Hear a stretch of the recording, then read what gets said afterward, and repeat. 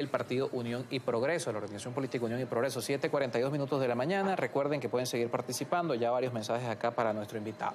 Varias personas del mundo político, países que se han venido preocupando por lo que pasó el 28 de julio, hoy, plantean que este sea el punto de partida para una negociación que lleve, unos hablan de repetir las elecciones, lo decía Celso Amorín, Lula da Silva dice, un gobierno de coalición, un gobierno amplio.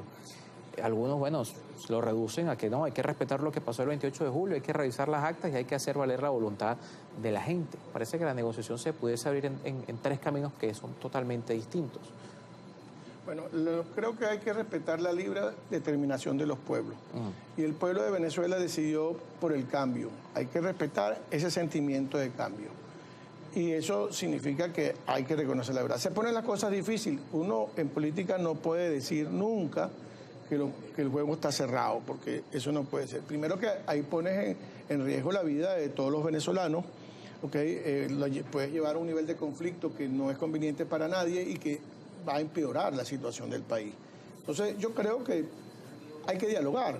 Nosotros siempre hemos creído en eso, nosotros tratamos de lograr que el gobierno entendiera eso antes de las elecciones, inclusive inhiben nuestra organización, nuestra tarjeta para no presentar la candidatura de Eduardo Fernández, para que no la pudiéramos presentar.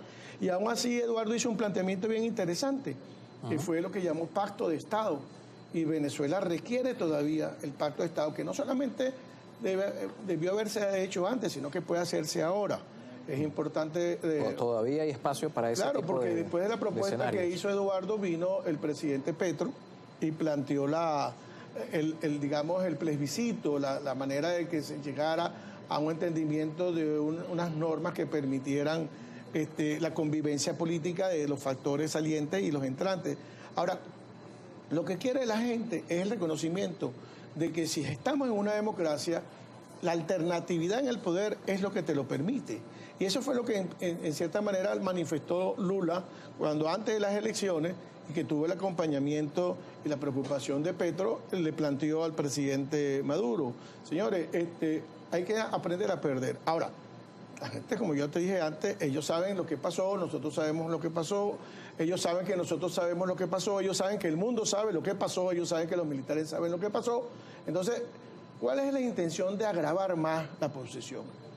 De ponerle a los venezolanos en una circunstancia mucho más difícil, porque lo que viene, lo veníamos comentando antes de comenzar, es insostenible para el gobierno. El gobierno no tiene pulmón para llevar adelante todo lo que quieren llevar. Primero porque aquí van a tener medidas muy superiores a las establecidas antes por otros gobiernos a nivel internacional, porque es que lo que se hizo fue muy burdo. O sea, está en la cara de todo. Entonces, yo creo que hay que buscar un entendimiento político. Y hay que lograr ese proceso de transición que forma parte de ese entendimiento político. Propuestas, pueden haber muchas. Yo creo que hay que ir a la mesa de la negociación con todas las cartas de ambos lados sobre la mesa. Incluyendo esas propuestas, un gobierno amplio, repetición de elecciones. Todo, porque es que eso también se planteó antes. Antes no se planteaba, por ejemplo, un gobierno en el cual estuviera participando el ministro Padrino López, por ejemplo, que se hiciera un entendimiento, un acuerdo como en Polonia, como en Chile. O sea, todo eso se ha planteado, pero no ahorita, eso se ha planteado antes. Ahora, quienes tenían que aceptarlo, convenirlo, ¿no? Pensaron que ellos ganaban. Porque es que el problema es que el gobierno pensó que ellos ganaban. Todos sus factores, toda su gente decía, los votos que rebanamos por aquí, los votos que hacemos por allá, esto que está aquí, los candidatos inhabilitados, y las mudanzas de la gente de un centro de votación a otro, eso nos va a dar 6 millones. Ellos tienen 6 millones. Llegaron a decir que estábamos empatados. E inclusive algunas fuentes estadísticas de algunos personeros fueron manipulados o acogieron el discurso del gobierno y señalaban que el gobierno podía ganar. Pero no, todo el mundo sabía, porque las encuestas estaban ahí estableciendo que la diferencia era 80-20. Pero 80-20, a lo mejor ni siquiera contra el PSUV, ni siquiera contra el gobierno en general, era con una forma de gobernar. Era un rechazo y ellos lo sabían. Ahora, era un descontento a la situación, más allá de los actores. Así es, un descontento a la situación global del país, a la crisis que no lográbamos salir, porque los procesos de confrontación no ayudan a que la economía salga adelante. Y aquí el entrevistado anterior hablaba del crecimiento que ha tenido Venezuela, pero eso no lo ven los maestros. Claro. Eso no lo ven los médicos. No es un crecimiento que se hospitales. percibe en la gente. No se percibe en la gente porque es el crecimiento que llena los bolsillos de una burbuja. De una burbuja que son todos aquellos factores que hacen negocio en torno al gobierno. Entonces el pueblo sigue padeciendo y por eso la gente sigue emigrando. Y una de las cosas que señalaban las encuestas es que si el gobierno se mantenía, la emigración inmediata en los primeros 6 meses iba a estar por el orden de los 2 millones de venezolanos, que iban a buscar una alternativa, una posibilidad.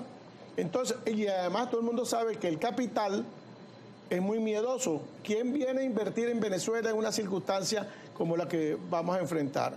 ¿Qué organismo internacional le va a dar préstamos al gobierno, aún participando y formando parte de la banca multilateral? Entonces, oye, pensemos en el país, ¿vale? Lo que tenemos que pensar en el país, buscar un acuerdo entre todos. Porque aquí no fue fácil la transición a López Contreras, ni le fue fácil la transición. Para llegar a un acuerdo hay que tener voluntad. Y ustedes desde Unión y Progreso ven voluntad en las partes, no en una en particular, porque de un lado vemos a alguien decir, al presidente decir que no se negocia con fascistas, pero por otro lado vemos también a los dirigentes políticos de oposición decir, bueno, aquí no se va a negociar resultados, aquí no se va a negociar nada que no sea una transición. Entonces, pareciera que un camino de entendimiento...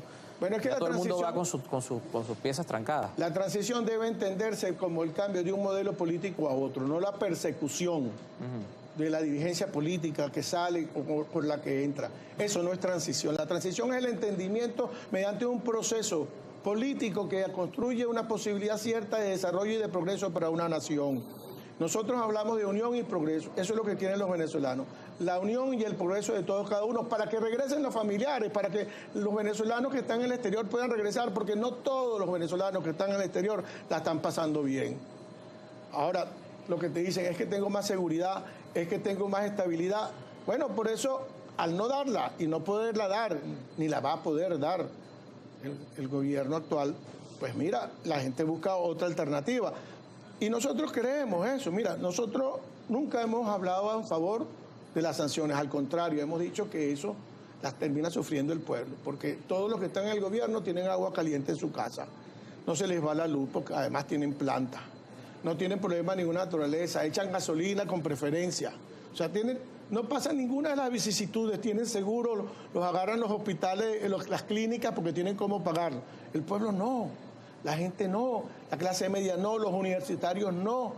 Fíjate tú cómo están las universidades, fíjate cómo están los colegios. O sea, los colegios privados cuestan bastante hoy por hoy, mucho más de lo que la gente se puede pensar. Y los públicos solamente reciben clases 2 días a la semana, pero además no tienen alimentación esos niños. ¿Cuál es el futuro de la educación en Venezuela? Porque con todo lo que pueden criticar, la gente que está afuera, que se ha sostenido, que se ha mantenido y ha destacado, obedece a una política educativa de 40 años que le permitió a todos estudiar, a todos, hasta los más pobres, y alcanzar las universidades. Entonces, oye, yo creo que aquí hay que pensar en Venezuela en primer lugar, pero de verdad, no con discursos que te llaman al odio, que te invitan al odio, porque la manera como algunos miembros del oficialismo se expresan cuando lo hacen con esa carga como lo hacen, están transmitiendo odio. Y ahora que estamos discutiendo la ley del odio y del fascismo, hay que ver esos mensajes también. 7:51 minutos, vamos a leer la participación de la audiencia. Manuel Salinas por acá le pregunta a Miguel Parra. La ley electoral es clara. En caso de dudas de los resultados del procedimiento a seguir es la auditoría, luego el conteo manual de ser necesario, realizado por el CNE, no por un tribunal. Bueno, más o menos lo que hablábamos acá. También Jan Godoy nos escribe.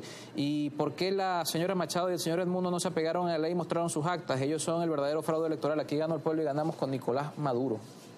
Es que en primer lugar... ¿Por qué no ir al TCJ con las actas que están en la página? Primero porque tú no puedes reconocer un acto que es inconstitucional. Segundo, porque no es competencia del Tribunal Supremo de ello.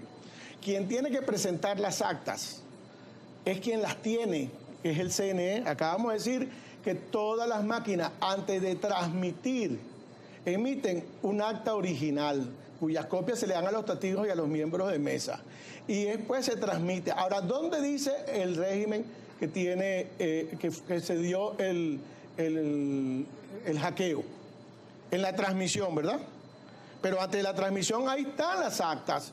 Están en las cajas las boletas. Es el CNE quien tiene que auditar eso, auditar las máquinas en fase 2. O sea, no es competencia, y eso está cada día más claro, del Tribunal Supremo, es quitarle la responsabilidad que tiene el CNE con respecto a este proceso. Jorge Sorondo por acá nos escribe, totalmente de acuerdo con el doctor Miguel Parra, estamos en presencia de la falta de voluntad del ente rector para resolver el conflicto cuando las herramientas están a la mano. También Luis Loyo nos dice por acá, saludos, pregúntale si piensa que el TCJ es imparcial y el CNE también, y también si tiene alguna información sobre el rector del Pino y la posición que tiene. Bueno, el doctor del Pino está acudiendo al CNE, que es la información que tengo, con bastante frecuencia. Por el otro lado, pues, se sabe que aquí no hay la autonomía del poder público, aquí todos los poderes que forman parte del poder público nacional están en manos de una fracción política y por tanto no creo que tengan la capacidad para poder juzgar porque hay manifestaciones de compromiso que están bien claras. Por acá Héctor González también nos escribe, buenos días, excelente explicación de su invitado. ¿Qué podemos esperar del TCJ? ¿Y ahora los ciudadanos van a confiar en el CNE? Bueno, es que yo creo que si tú haces una consulta, en primer lugar, lo primero que te pregunta la gente es si van a repetir las elecciones con ese CNE, entonces eso te puede dar una respuesta a lo que piensa la gente y con ese TCJ. Ese es el problema, que es que no tienen hoy por hoy las instituciones el respeto del pueblo. José Machado por acá, buenos días, pregúntale al invitado.